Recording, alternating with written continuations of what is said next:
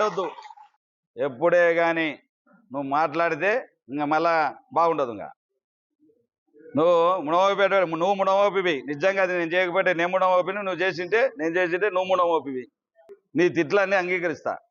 నువ్వు చేతగాక ఏడ్చుకోలేక మళ్ళా నా కథ చూస్తాంట. ఏది చూసేది బోడి? నువ్వు ఏది చూసేది?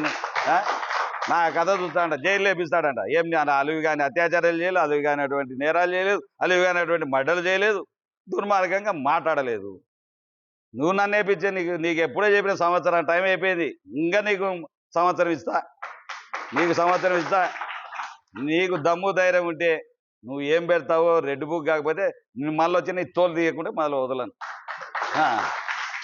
ఏందో చేయొచ్చు, నువ్వు చేయొచ్చు, మా చేత కాదు. మళ్ళా ఏడాడవో తుపాకులు అన్న పట్టుకుంటే నా మీద దోయనికి చూస్తావు. నువ్వు నన్ను ఏదో కేసులో పెట్టేయాలి ఆదిలాబాద్లో అని చూస్తావు.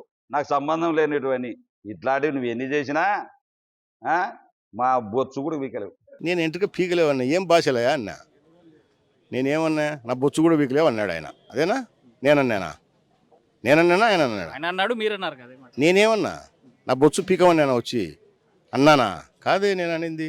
నీకు పీకడానికి ఏముంది ఆడ అన్నా. పీకడానికి ఏముంది? అందుకే చూడండి ఒకసారి నాది వాయిస్ వినండి. నీకు పీకనీకి ఏముందయ్యా? ఏదో అభివృద్ధి చేసినా, వేల్పూర్లో రోడ్లు వేసినా, వేల్పూర్లో ఆసుపత్రి కట్టినా, వేల్పూర్లో నీళ్ళ ట్యాంకులు కట్టినా, వేల్పూర్లో కేసు కెనాలు దోగినా, వేల్పూర్లోనే నిప్పులవాగు దోగినా, అన్నీ వేల్పూరు నా ఇంట్లో అయినా కట్టించినాడు. మొత్తం ఊర్లో ఇళ్ళల్లో అయినా కట్టించినాడు. వేల్పూర్లో చూసుకోపో చాలు అన్నాడు కదా. నేనేమన్నా రానేనంత పోదాం స్వామి, వేల్పూర్ నుంచి మొదలు పెడదాము. నువ్వు ఎన్ని చేసావు, నియోజకవర్గం అంతా తిరుగుదాము. నేను ఎన్నిసార్లు గతంలో పిలిచిన రావడంలా. ఒకసారి గౌరవంగా నీ ఇంటికే వచ్చి ఆహ్వానిస్తా అని చెప్పి నువ్వు బొచ్చు వీక్కో అన్నాడు.